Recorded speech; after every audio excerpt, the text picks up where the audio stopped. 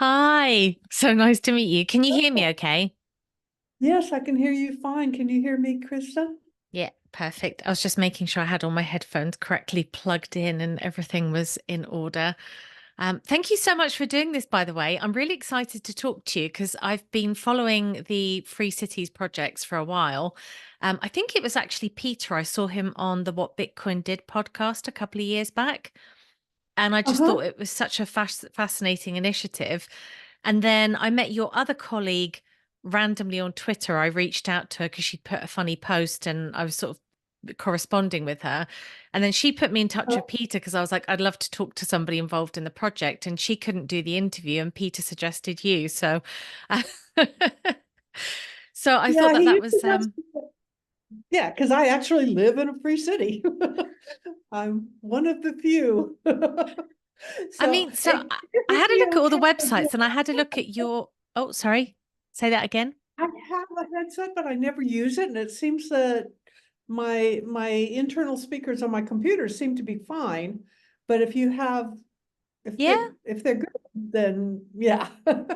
Yeah, I think I can hear you fine. Yeah, I think it should be fine. So I had a Great. look at your amazing photo book, which is just incredible, and I was so inspired by it. I just thought it's incredible that you've just managed to stand this thing up. So I think for the benefit of the audience, do you want to just start off maybe by introducing yourself and just say who you are, and then we can delve into how you happened to do this with your life? Okay. I'm Joyce Brand, and I'm mainly a writer now, although I've had different careers, editing feature films in Hollywood, being a corporate manager, all kinds of things. But I've always believed in the importance of freedom. And when I heard about the project here in Honduras, I had to be involved. So I was one of the first residents of Ciudad Morazan in Honduras, which is a ZA, a zone of employment and economic development under a special law that was created by the Honduran government some time ago, about 11 years ago. But we didn't get started until we broke ground at the end of 2020. And I moved in 20, we had the first houses ready and I moved in 2021. But I am such a believer in the reason for free cities that I've written a book called Pioneering Prosperity, the Morazan Model for Free Cities, which explains not only what free cities are, but why they're important and how they can solve problems worldwide. And what's going on, the fact that there are actually free cities being built, which very few people even know about, that there are free cities being built around the world, and we're one of the very first ones. So that's who I am. That's incredible. So tell me a bit about your background then. Like, what did you do with your life beforehand? So you said you were an editor, you worked in Hollywood. What's your Yeah, journey I've done been a that brought lot of you? different. I've always been very curious and independent and easily bored. So I wanted to do a lot of different things, and I tended to, as soon as I met a goal, I'd want to make a different goal in a different world. So that's why I've done so many different things. But probably my most fun job I've ever had was editing feature films in Hollywood, because I love the storytelling. And it was very useful in learning about story structure. Um, but I sort of retired from film editing a few years ago when I was having some health issues. And then I founded a voluntarist conference called Libertopia, which was in Southern California when I was living in Southern California. And we brought together voluntarists from around the country, but mostly from Southern California. Uh, and I got to know some really fascinating speakers. And one of the friends that I made from doing that was the speaker, Spencer McCallum. who was a social anthropologist, and he considered his life's work to be publicizing the ideas of his grandfather, Spencer Heath, who was a well-known thinker, classical liberal of the earliest 20th century. He was kind of a Renaissance man. That he was a manufacturer, an inventor, a teacher, philosopher, poet, all kinds of things. And he was the one who first had the concept of proprietary cities, what he called proprietary cities, and what his grandson, Spencer, my friend Spencer, called entrepreneurial communities. But it was the very first, as far as I know, the very first person who wrote about the idea that the natural provider of government services is landowners, because their incentives are totally aligned with the incentives of their tenants, who are customers rather than citizens. And so their motivation is totally about providing the kind of environment that allows their tenants to flourish. Because if their tenants succeed, they succeed. They build their, if they do things right, more people come, their land increases in value, which aligns their interests with the interests of their tenants. And that makes when I first heard of it, it made so much more sense to me than the idea of representative democracy, where people vote on what they say they want and they elect representatives who promise to do those things, but don't necessarily do those things, who their interests are in getting reelected. I mean, they can't do good things, no matter how good their intentions, they can't do good things to help society unless they get reelected. So getting reelected is their primary goal. And getting reelected means having to make promises you can't keep, having to get donors that you owe your election to, that you owe favors to. It's perverse incentives. So the incentives of politicians and bureaucrats, to the same extent, is to their incentives are in increasing their careers, in building their careers and staying in power. And especially bureaucrats, their power depends on getting more employees, more bigger budgets, and all of that is in direct contrast to the well-being of the people they represent. The people they represent have totally different wants and desires, and you can't even really, when people go to vote for the person to represent them, they don't necessarily know what they really want. I mean, everybody pretty much wants peace and prosperity. I mean, those are kind of basic human, you want food and shelter and those kind of things, but basically you want peace and prosperity, and you want to elect people that will provide peace and prosperity. But what does that mean?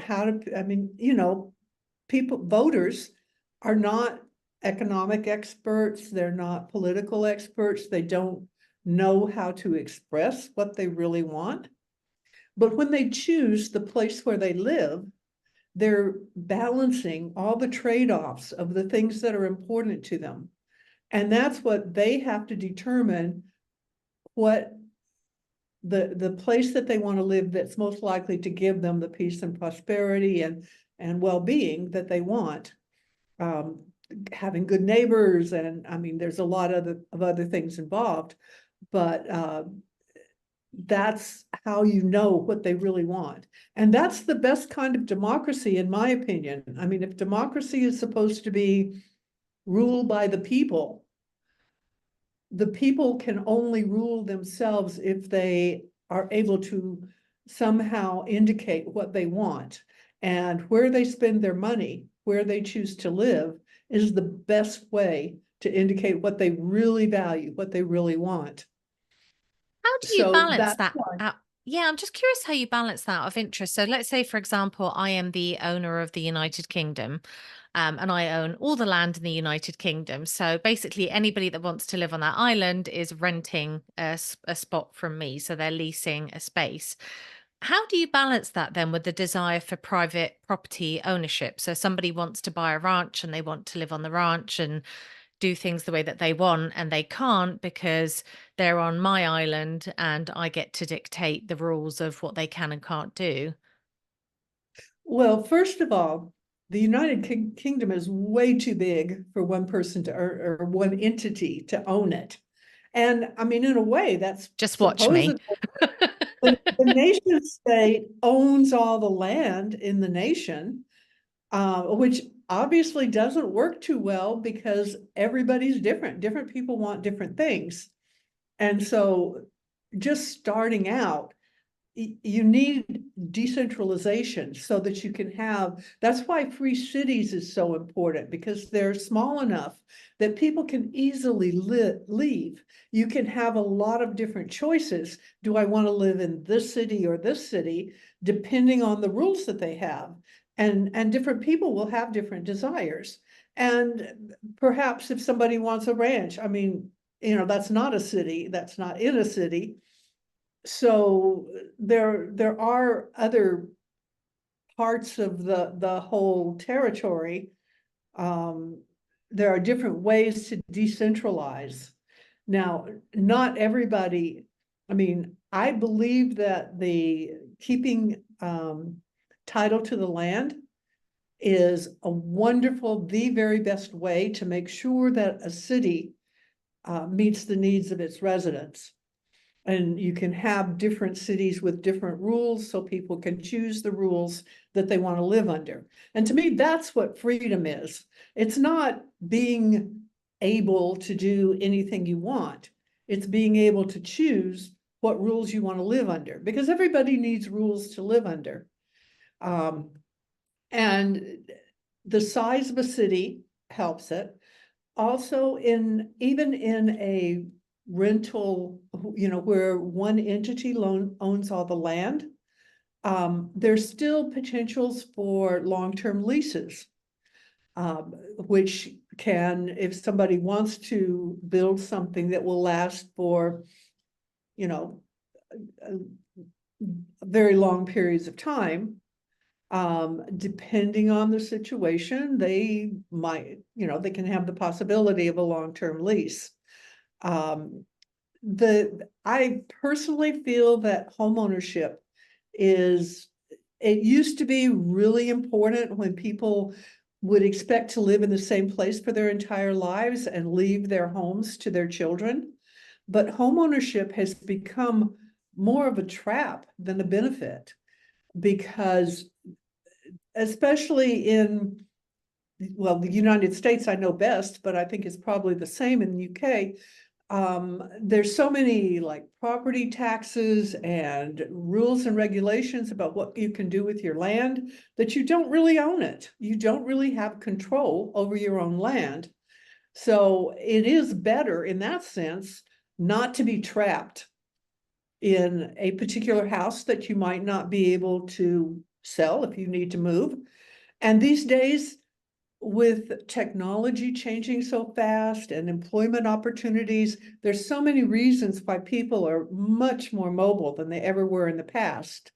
There's so fewer people that live in the same house their whole lives, whether it's for changing jobs or changing lifestyle or family moving or any number of other reasons.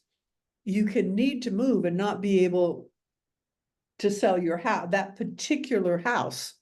So there's so many other investments that are so much better as the investments that it doesn't make sense to tie up all of your investment capital money, all your savings in one house that you might not be able to sell. So flexibility, yeah, flexibility is the answer.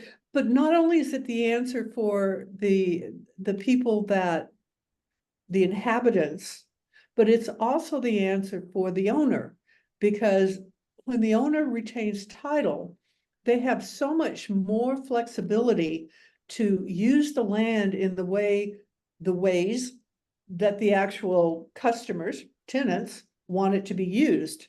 So if there's a demand for a certain kind of, like you've got houses and there's a demand for an office building, and you can make an offer to the people who live in the houses, hey, we'll build these better houses over here, and you can move to them, and we'll give you incentives that make it attractive for you to want to move to those houses rather than leaving the entire city or community or whatever. And then you can build what is needed. And that gives you the best use of the land for the benefit of everyone, without having to vote on it or have some person make the decision that just doesn't have the information to make a good decision. That's why capitalism works, is because everybody is continually voting for what they want. And that's why you don't have, when you have the more capitalism you have, the fewer shortages you have, the fewer misallocation of money.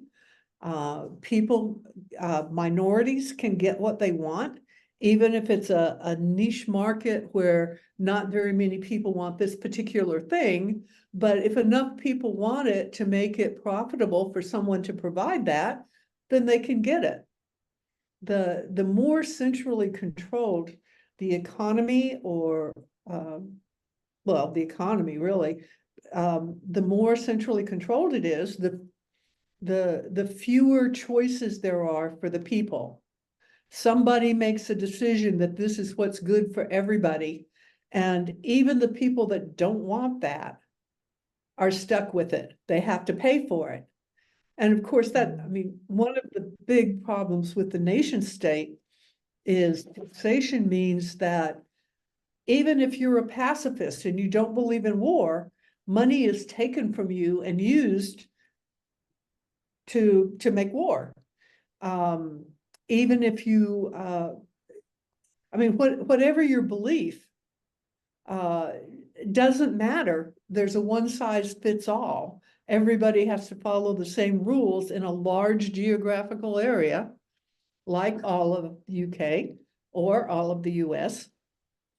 And individuals have no ability to choose the way they want to live, the things that are important to them, to be able to follow their own morality, their own values. They're simply stuck being a cog in the machine. But with free cities, it's totally different. Right now there's not enough free cities, obviously, but I do believe this is going to happen. Spencer Heath believed this was going to happen eventually, that it was the only way that humanity could survive and evolve, is to allow individuals to take responsibility for their lives and make their own decisions, and decentralize, create decentralized structures. So basically everyone could have what they wanted and live their best life. With peace and prosperity, humanity can be so creative, create so much beauty, so much good in the world.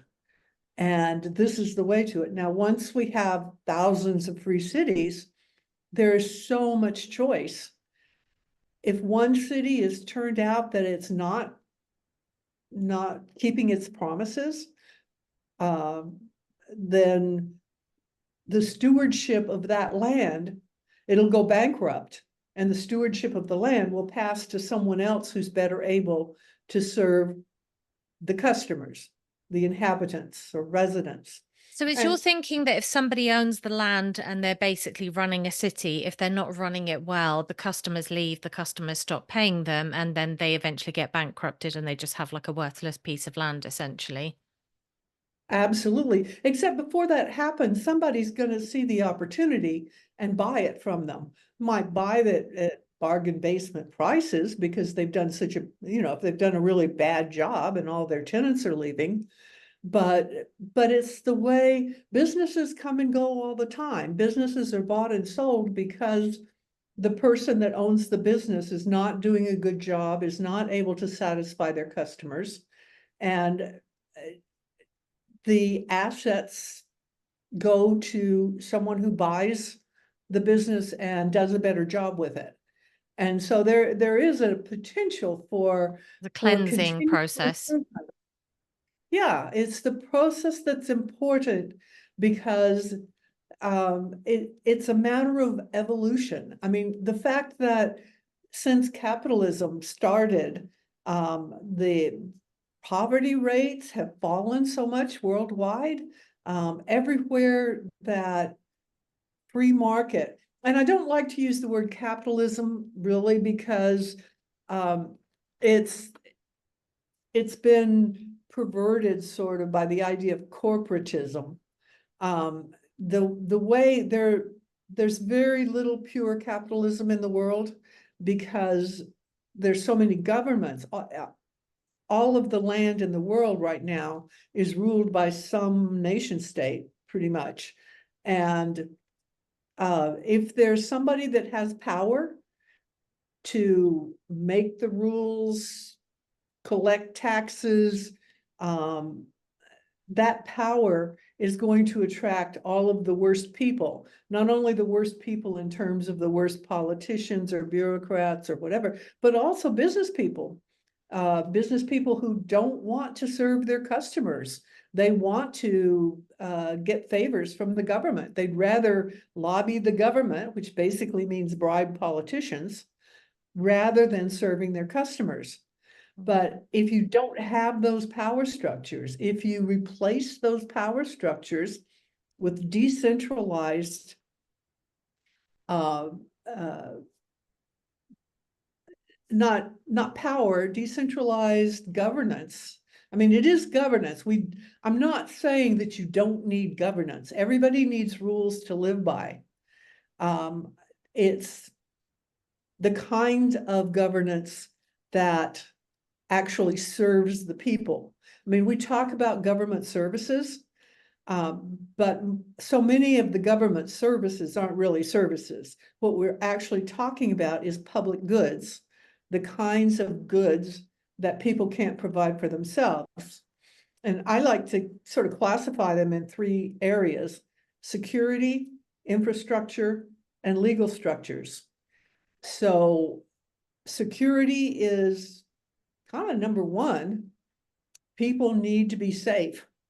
They can't live, if they're living in fear, if they're not safe from people taking their stuff or attacking them or whatever.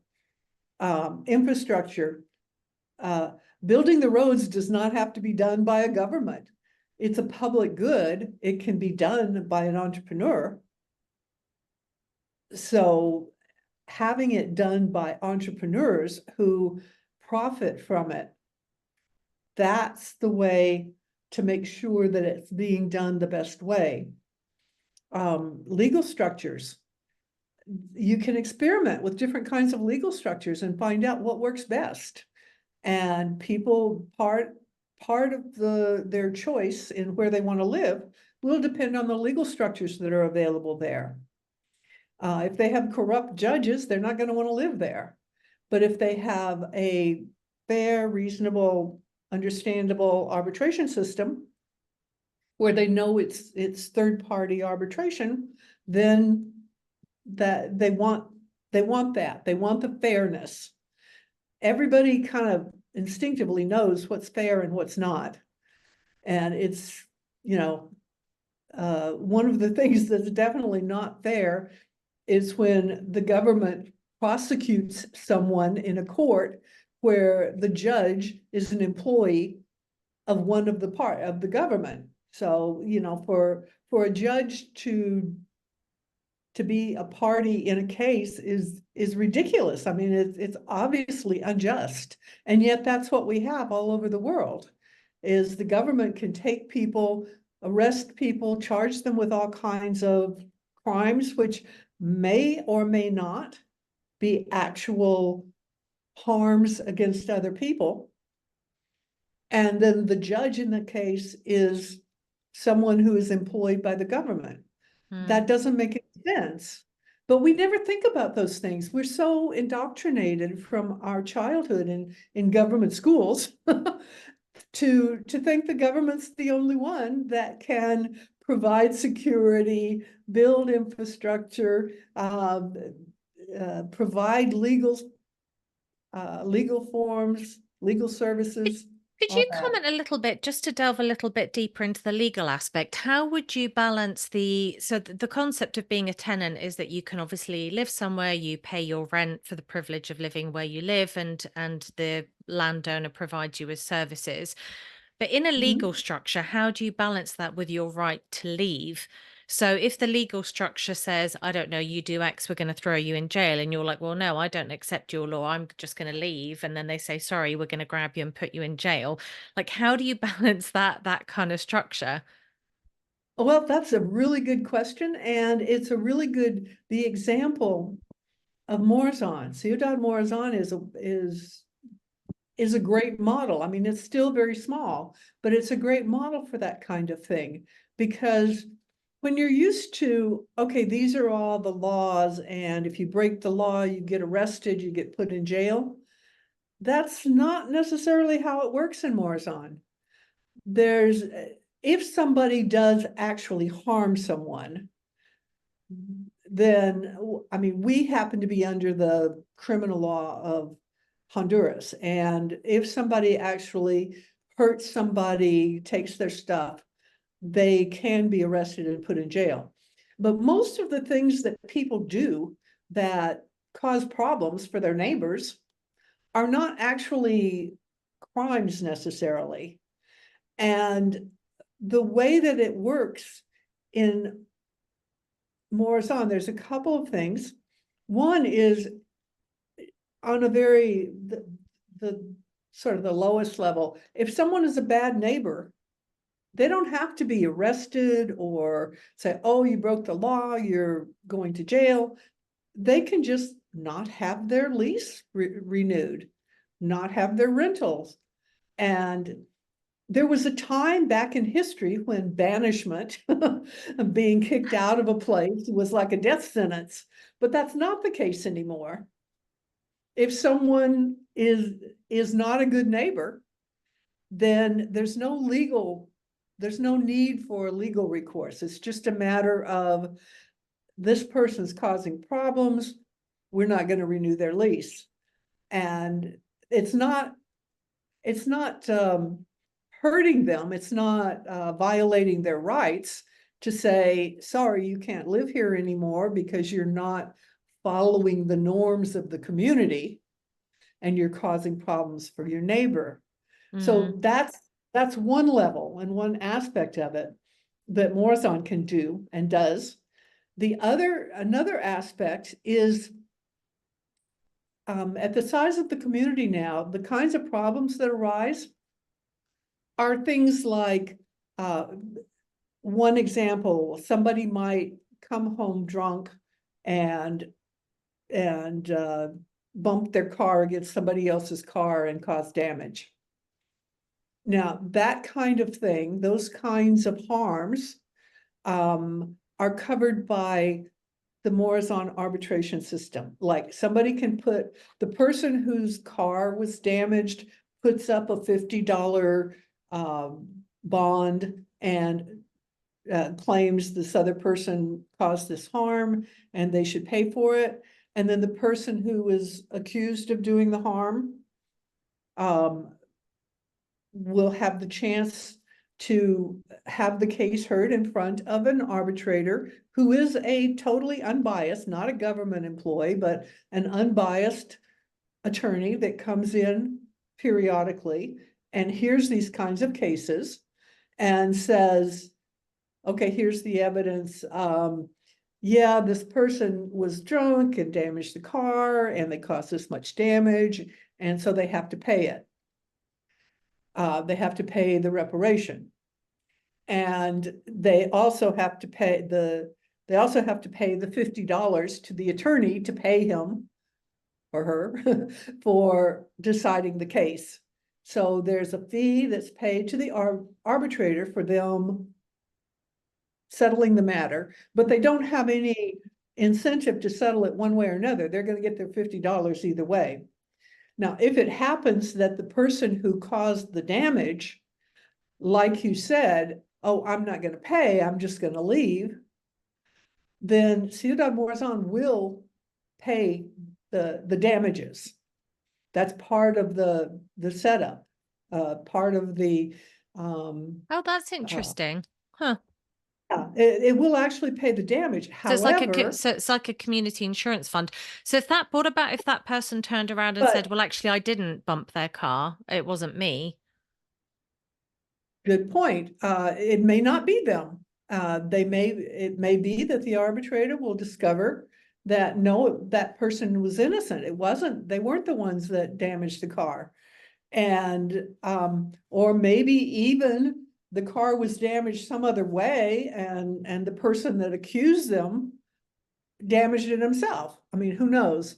But the person, if the person who claimed the damage turns out is found that they shouldn't have accused this person, that the person was innocent and they shouldn't have accused them, they have to pay the $50. Their $50 bond is then, applied um, So I guess your to the worst person. case scenario in that scenario, if you were accused of damaging somebody's car, but you were actually innocent, but the arbitrator decided that you were not innocent, let's say, and they got it wrong, your worst case scenario essentially is that you can just leave the community, but you wouldn't have to pay for the damage. You would just have to relocate yourself elsewhere, which you might want Right. to do at that point, I suppose, if you're being falsely accused of things. Yeah, yeah, that's quite possible. Yeah, that's the beauty of that kind of system is that there's um the worst case scenarios are not that bad. I mean, nobody's actual right is being violated. If somebody has to leave a community that they like living in, that's kind of unfortunate, but it's not fatal. It's not a real harm to them. Yeah. Um, Can I ask you something as well about have you given any thought or in practice has any of this come up in terms of interoperability? Because I'm thinking of things like, I don't know, like in the UK, you drive on the left-hand side of the road. In North America, you drive on the right-hand side. If you're living in a community where everyone, this is a dumb example, but it's hopefully illustrates the point.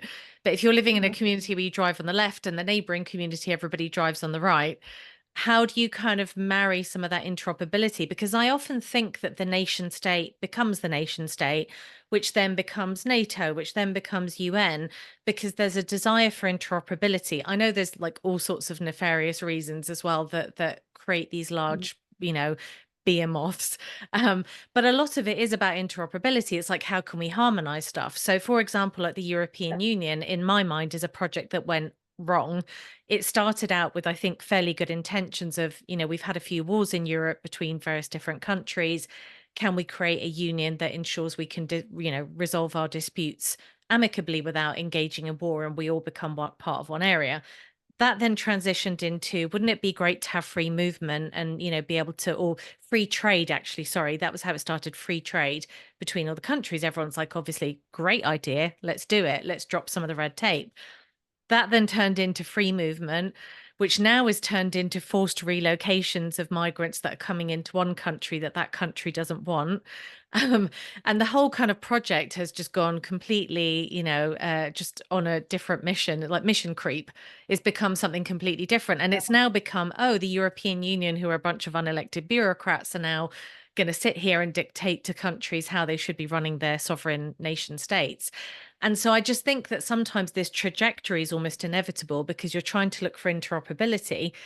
And, having moved to lots of different countries in my life and lived in lots of different places, one of the most annoying things about moving is just how everything works differently everywhere you go. So you've got to redo your bank accounts. The process is different. The taxation is different.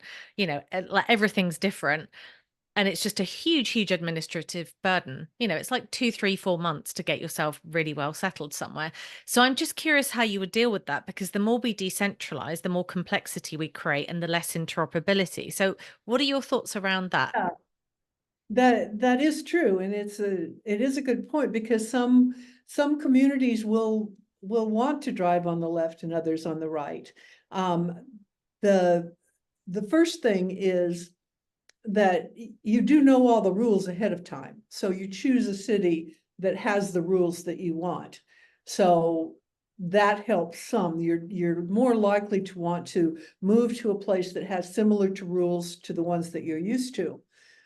So that's one level. The other aspect, um, the the whole concept of voluntary governance depends on contracts.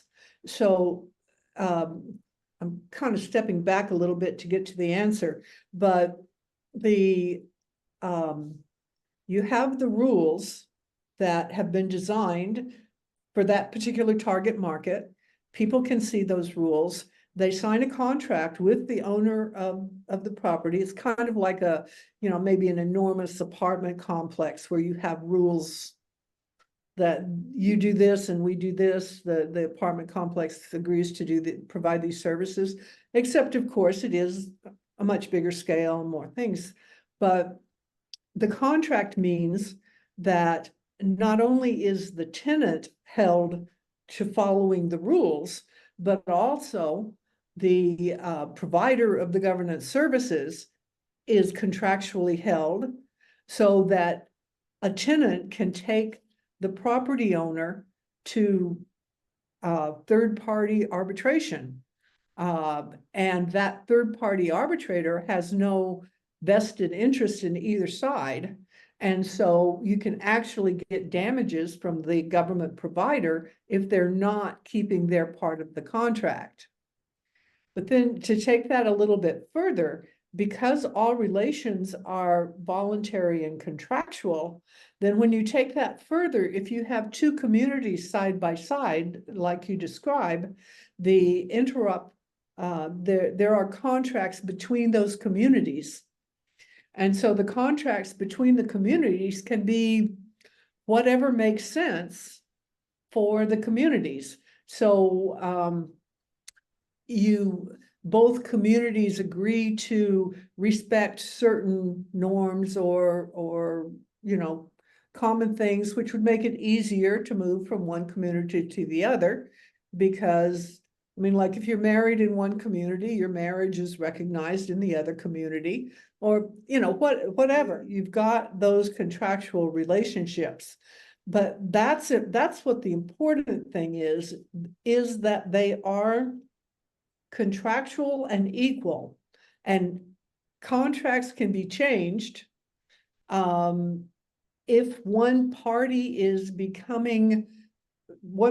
the contract is becoming more authoritarian, like I know we have a contract, but you're going to have to do what we say. Because it's contractual, there are legal remedies to that. And you can sort of build on that you can have very large confederations. So you might have a region that, we all have these contracts that recognize these things that we all do in common. Or we have a mutual defense if somebody attacks one of us.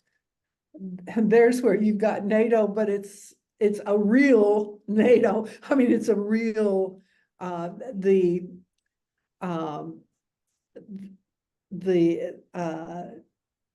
it's not like a separate entity that can take more power. and grow and become more authoritarian.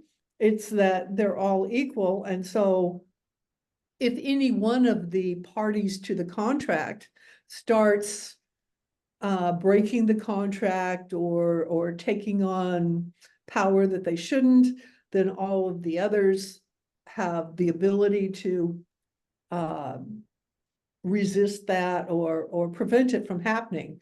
So I have So a so I have a question for you don't- though on that regard, because isn't that really what the United States was conceived to be? So it was a federation of different citadels, I guess if you want to call it that. Obviously, they're quite large citadels being state level. And at some point that has clearly gone wrong. Yes, And the states have a certain amount of autonomy now, but I would argue that, the federal government in the US is not really being a good service provider, if you like, and it's oh, overreaching absolutely. its authority in terms of the Constitution. So I'm just curious. I mean, I'm guessing that you've probably given this a fair amount of thought. So in planning these citadels and the interoperability between them, and then potentially having like a mutual armed force that you can all pay towards that will defend you. Where do you think that project went wrong on the American front?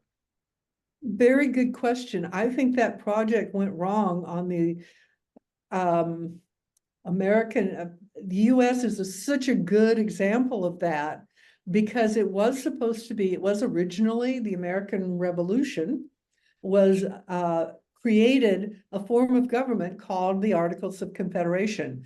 And like you say, it was 13 colonies that were all formed a confederation with mutual defense being a big part of it.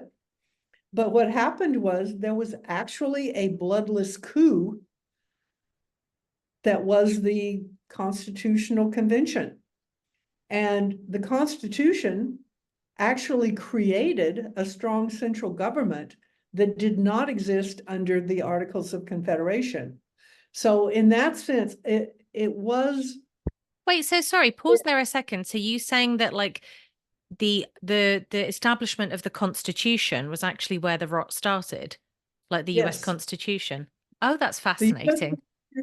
Yeah, that's it. Like we're taught from the time we're kids in school in the To US, worship it. we're taught to worship the Constitution, that if we could only get back to the Constitution, everything would be wonderful. But actually, if you look at the Constitution, it created a strong central government. And even though there were, the Bill of Rights was supposed to restrain the central government, it really never did. I mean, within just a few years, they had the Alien and Sedition Acts, which was definitely tyrannical. What was the Alien And and Sedition Act? I think it was I can't remember the exact year. It was before 1800, 1790 something. It was actually creating laws that criminalized disagreeing with the government, basically. That if you disagreed with the government, you were committing a crime. And that was definitely unjust, and it would have been impossible under the Articles of Confederation. But there were factions in the Constitutional Convention was supposed to sort of just tweak the Articles of Confederation to make sure that everybody was paying their fair share of the costs of the American Revolution. I mean, it totally overreached the whole purpose of the Constitutional Congress was subverted by the people that wanted a strong central government. And what's odd about it is people like Alexander Hamilton, who's considered, one of the founding fathers, but he wanted a strong central government, and yet his concept of the strong central government, he had no idea it would become what it has become in the last 200 and some years. But the seeds were sown. That was actually the beginning. Once the Articles of Confederation were, people got together and there were elites. I mean, Hamilton was one of the elites, and he was, he wanted a strong central bank, and he wanted, those things that, of course, he thought were good. He thought it would make, the country better, which just just goes to show you well-intentioned people can do incredible harm. The road to as hell. long Yeah, as long as, and of course, the problem with this is, as it became stronger, it just took more and more power. And then once the government became involved in education, then it taught all the children that the Constitution was some magical document that was going to protect everybody's freedom. Not so at all. It totally distorted the history of how the government was changed, fundamentally changed from a confederation to a nation state.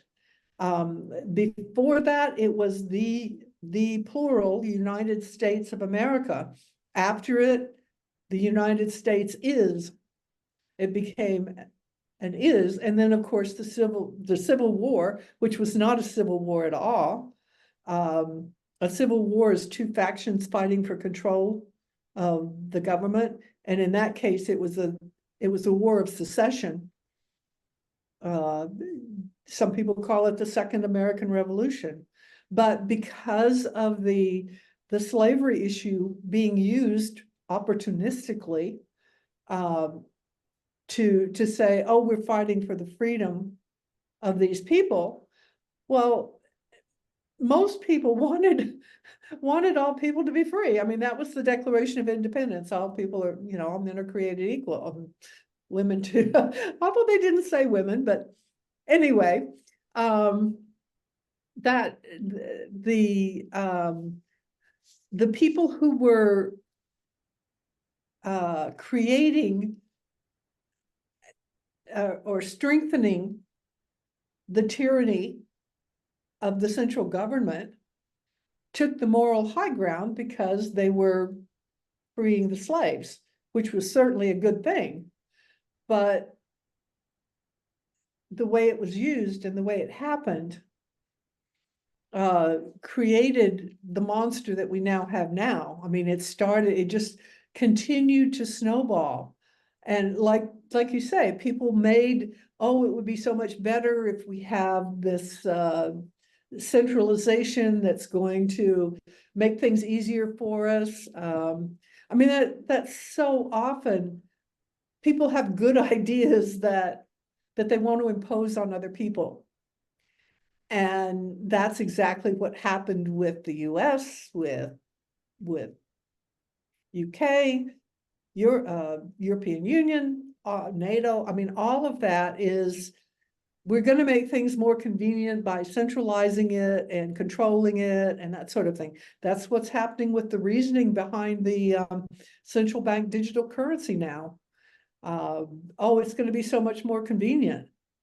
But by the way, that means that the government controls everything, every penny you spend.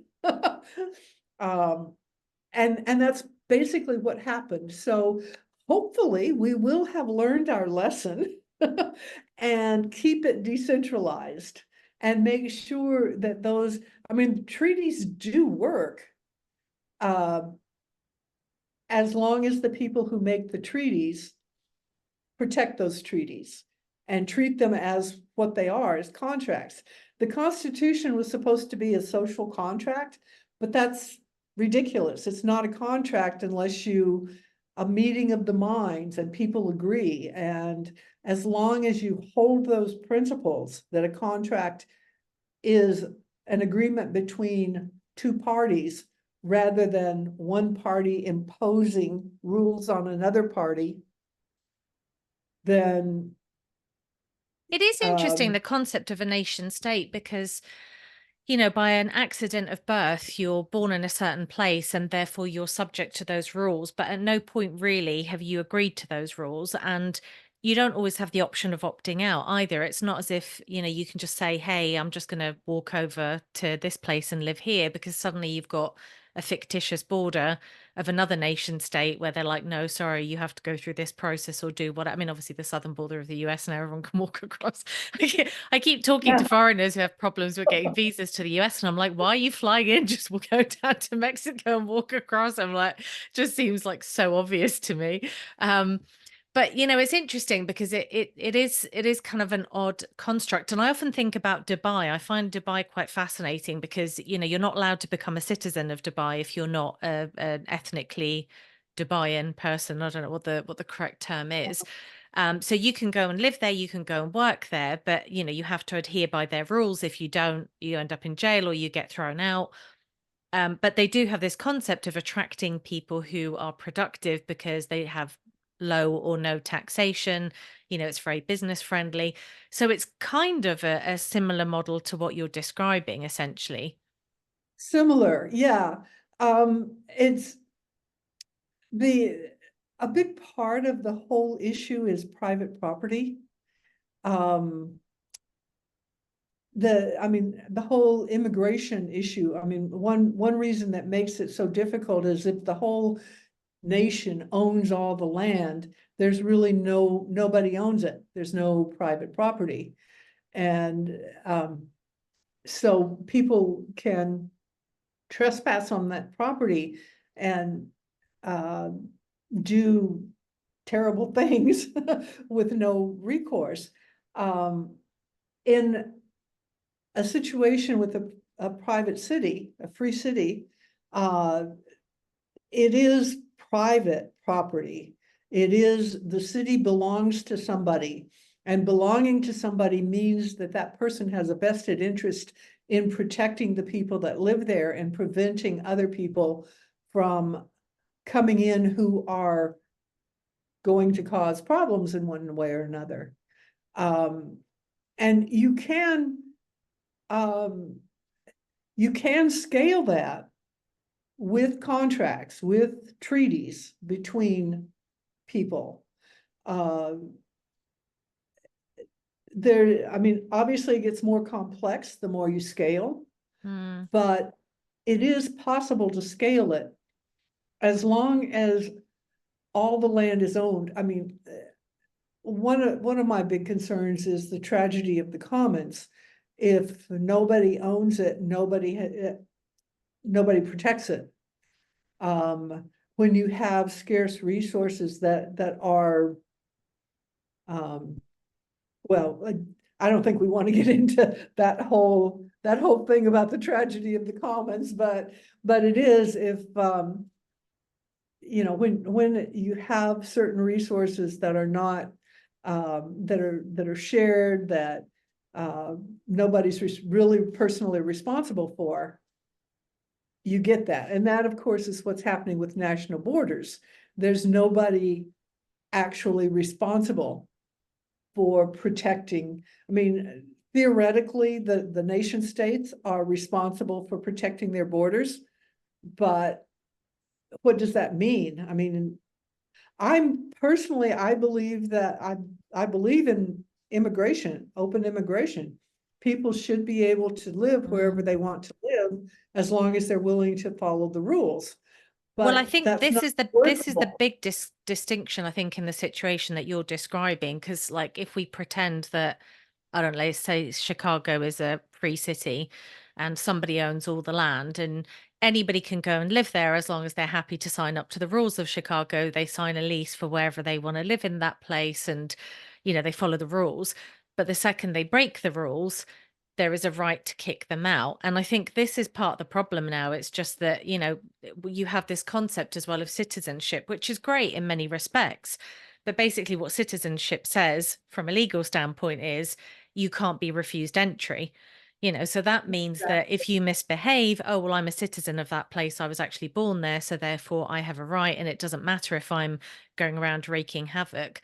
So it is interesting because the concept that you're describing does put a lot of accountability on good behavior now. It's like if you want to live in this place, you need to, be on good behavior and not mistreat people.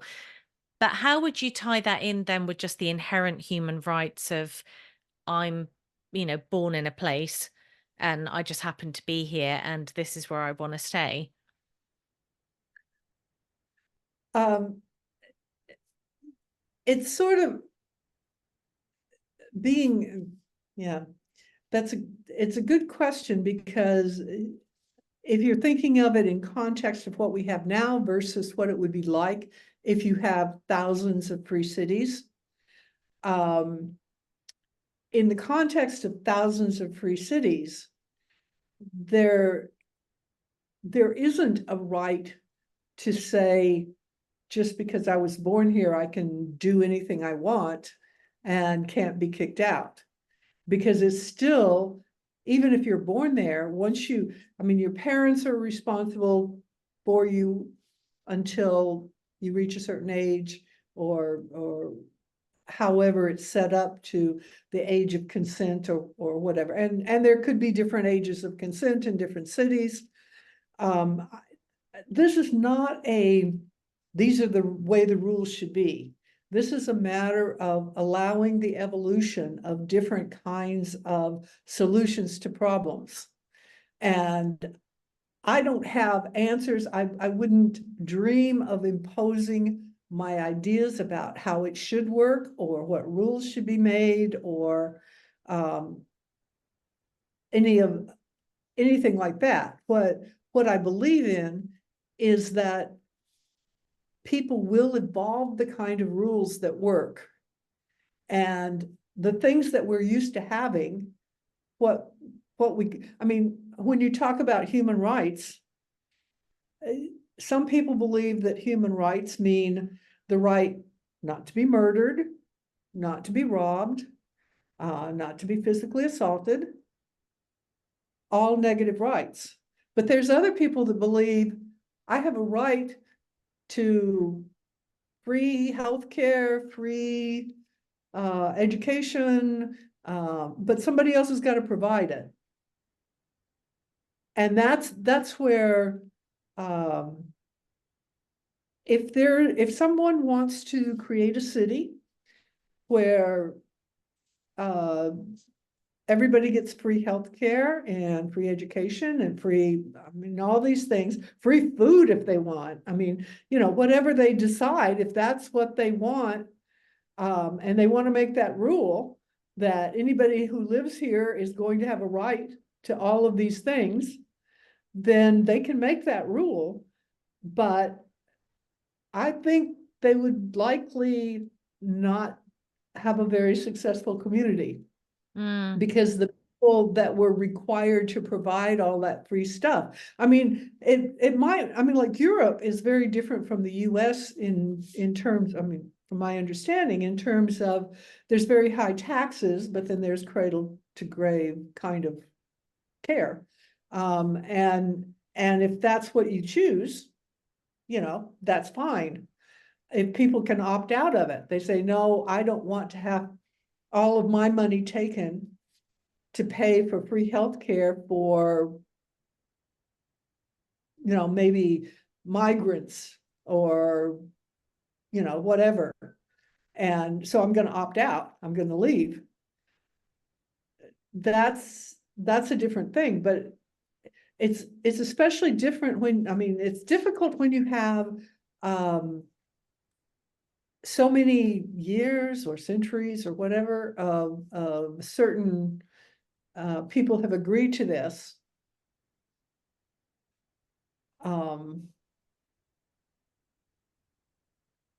I think because I believe in negative human rights rather than positive human rights, I would not want to live someplace like that.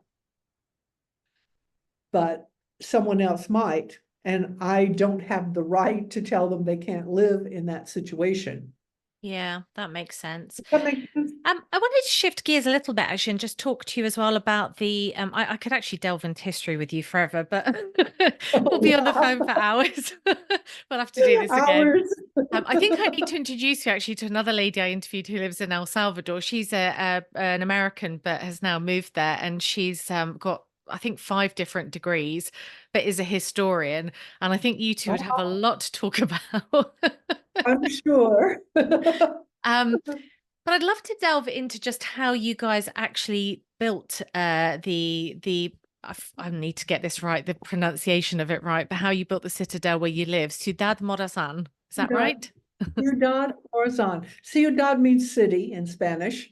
Morazan is the name. And it really is a fascinating story. My friend Spencer McCallum that I mentioned earlier, who um, his friend Massimo Massoni is an Italian businessman who moved to Honduras 20 some years ago and built a conglomerate. And when he met Spencer and learned about these ideas, he saw the sense in it. He saw that how it could work and how it could be a really good thing. And so because he had built a conglomerate and he had the wealth to do it, he decided to build Ciudad. Oh, he heard about the rule. The law was passed. He had nothing to do with passing the law, but he heard about the law being passed because there were some Hondurans in the government, corrupt government, but there were some sincere people in it that wanted to bring prosperity to Honduras. So they passed this law giving more autonomy to these zones than anybody had ever done before. It was really advanced. When did this happen? And well, they first started thinking about it, I guess, back in 2009 or something. And they tried to get, they got advice from international thinkers and leaders, and their first attempt kind of went too far, supposedly, for the ideas of the Honduran, the rest of the Honduran government.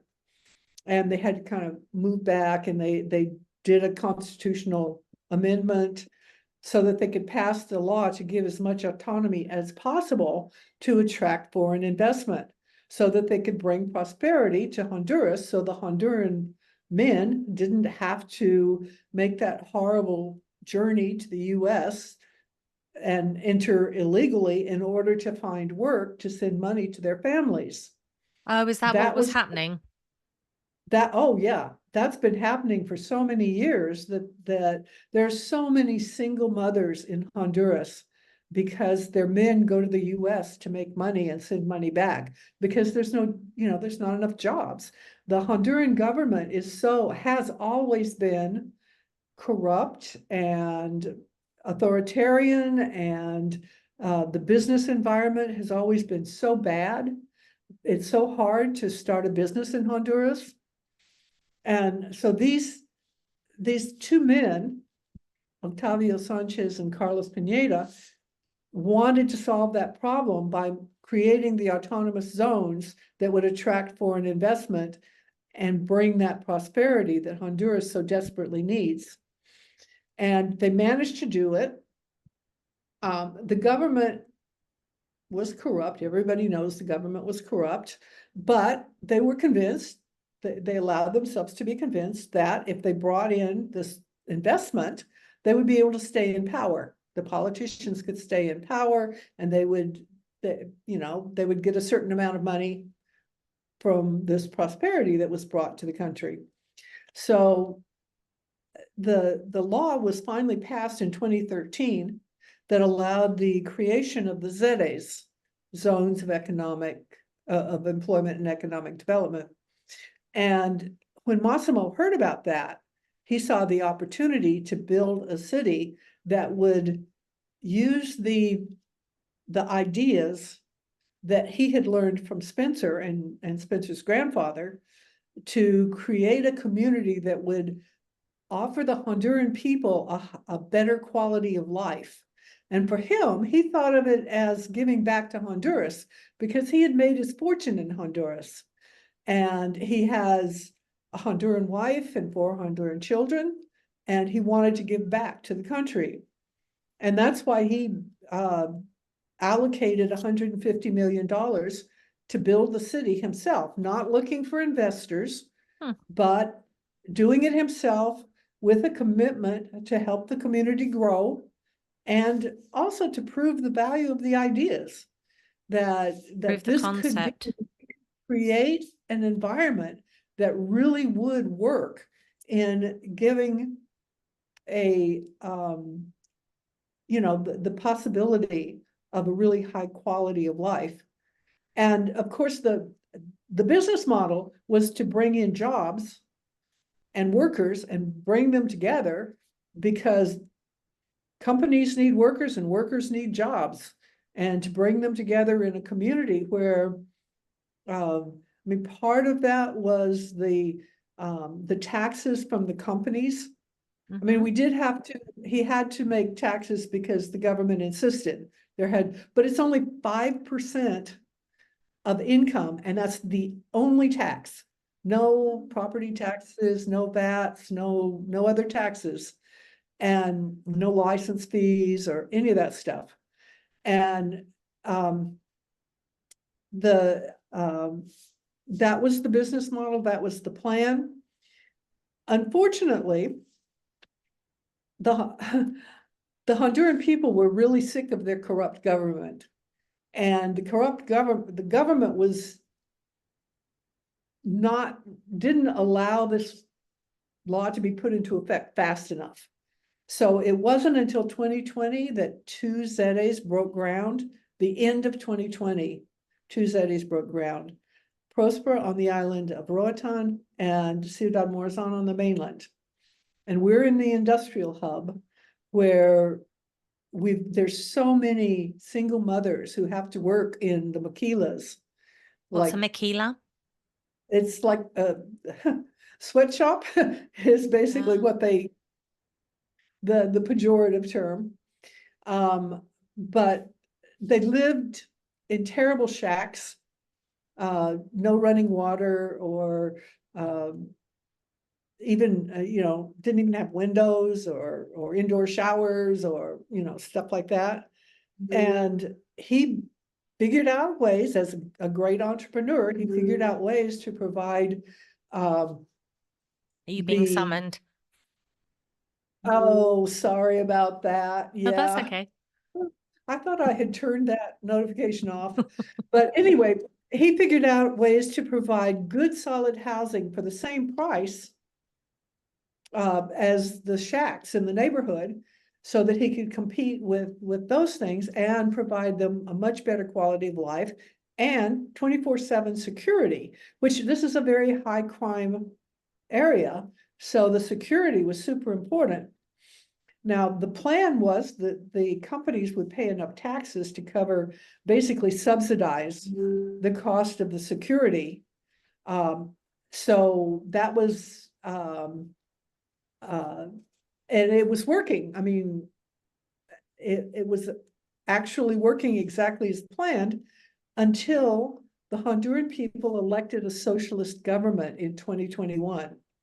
So that government took power in 2022, January, and they were totally opposed to bringing prosperity to Honduras, because their power depends on keeping the people dependent on the government. And they campaigned against the ZEDEs. They told all kinds of lies about how the ZEDEs were expropriating the land. And I mean, it was totally ridiculous, easily disproven. The ZEDEs never paid willing sellers. There's nothing like that. But the government was hostile.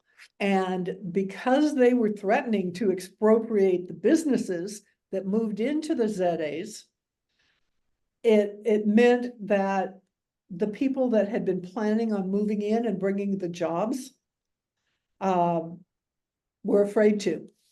They couldn't afford to. And so they backed out of the agreements.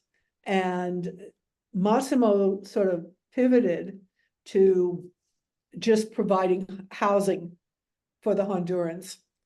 And 99% of the residents of Ciudad Morazan are Honduran. My husband and I are like the only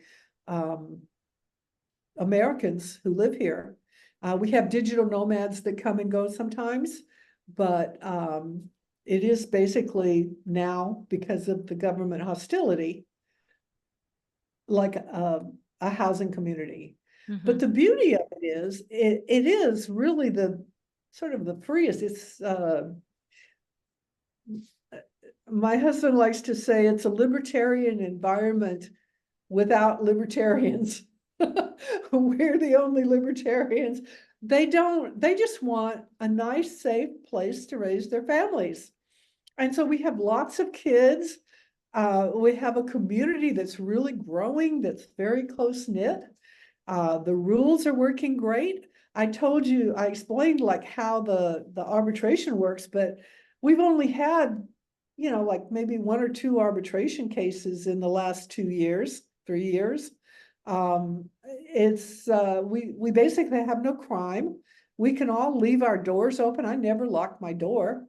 I can go out of town. I go to the US last week for 3 days and left my door totally unlocked, even though everybody was gone. I mean, that's how safe it is. And this is in the middle of one of the most crime-ridden areas in the world that's not an actual war zone. So that's what Morazan is providing. And even with all of the government opposition, it is working. It is proving the value of the ideas. And our hope is I've talked to so many Honduran people who are very unhappy with the current government. So there's a good chance that another government will be elected next year.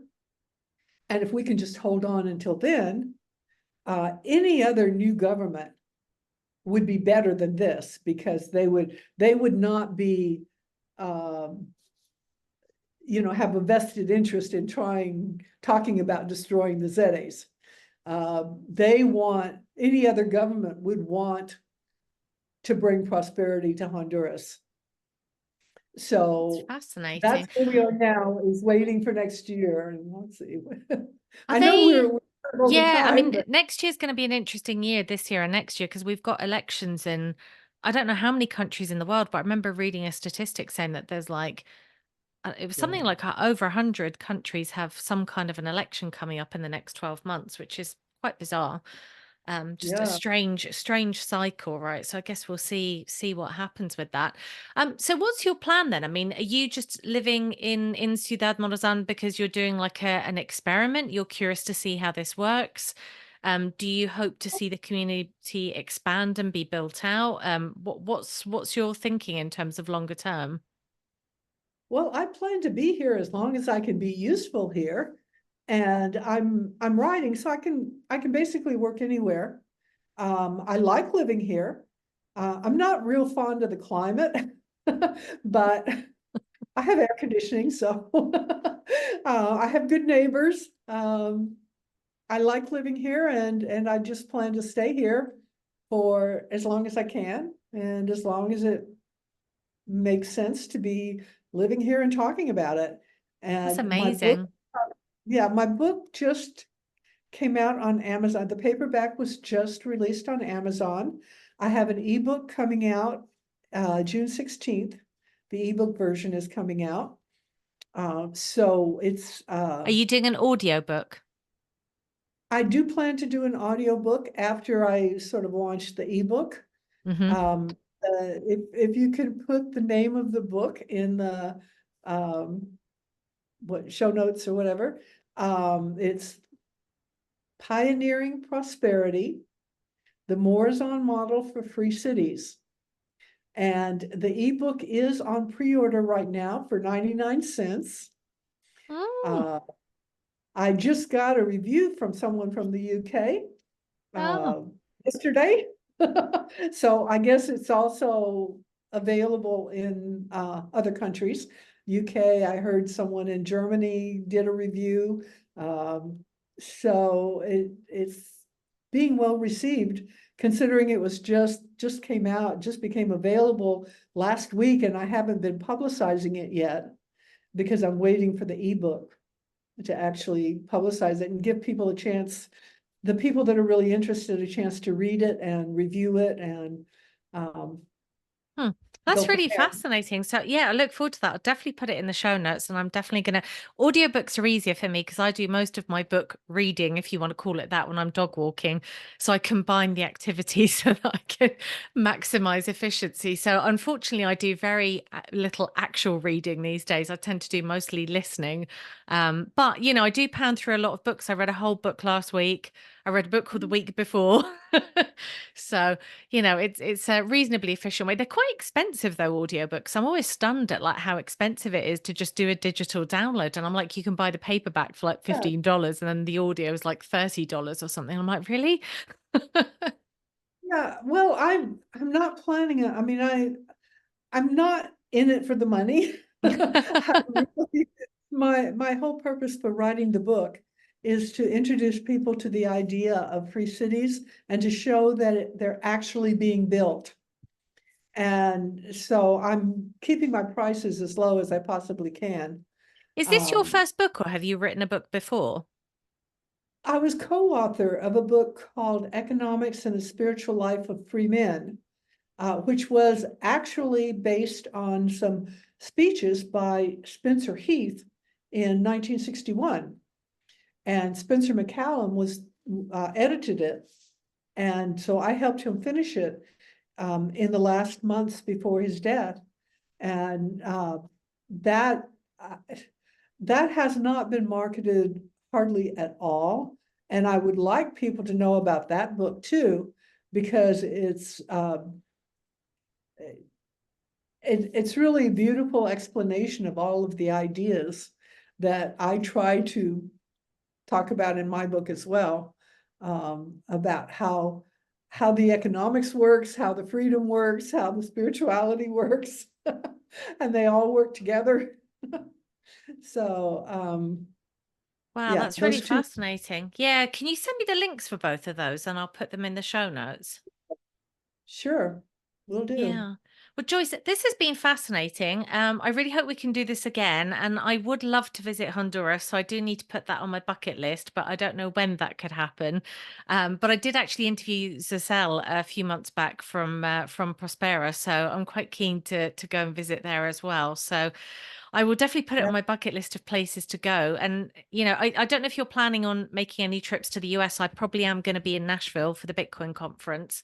So if you happen to be visiting there, then do let me know. yeah, I do go to the US once in a while, but I've already sort of had my trips to the US for a couple of months. Yeah, fair August enough. is the next one, and it's not, yeah. So yeah, uh, Well, let's stay in touch for sure. I'd love that. And thank yes, you so yes. much for having this conversation. I've learned so much. It's fascinating. I need to go down a rabbit hole now of US constitutional history as well.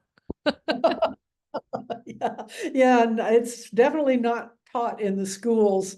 Um, I Tom wonder Woods has why. a Liberty Classroom that is just great about really the true history, true American history. He Who's wrote a that? book called, his name is Tom Woods, and he wrote a book called The Politically Incorrect History of America or of the United States. I think it was America. But yeah, he has a podcast too, and he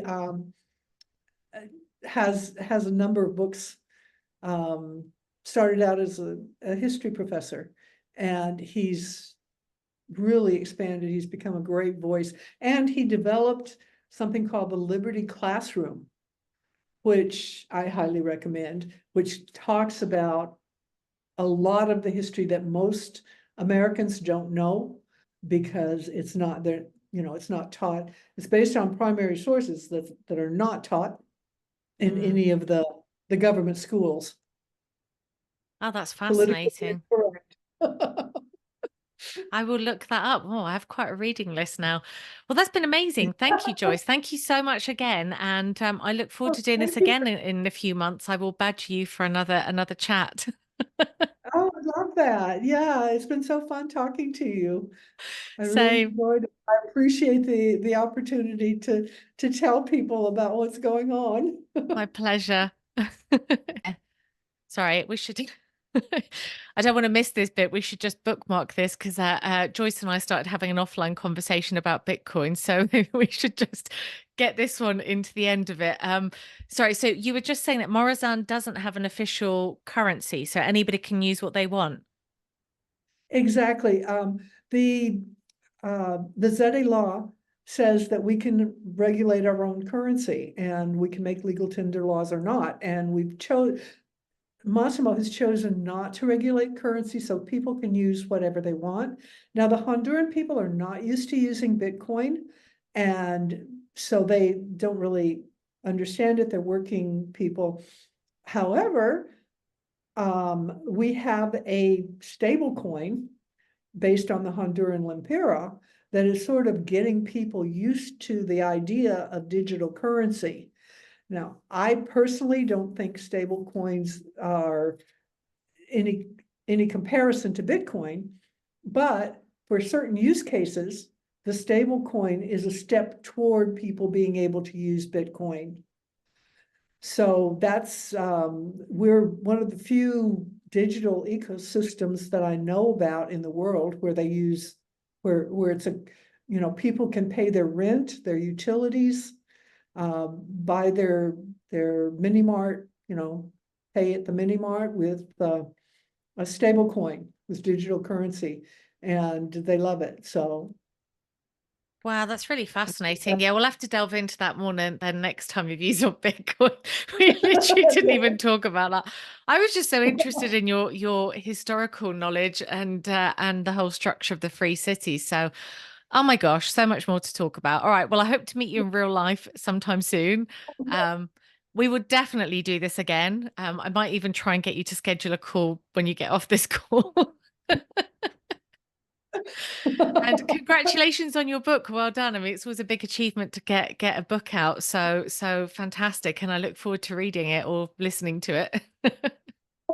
I do, yes, I will definitely do an audiobook because I know so many people prefer audiobooks.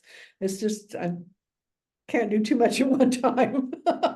Yeah, fair. All right. Well, best of luck with the visit to the vet and take care, Joyce. And lovely to meet you. And I hope to speak to you again soon.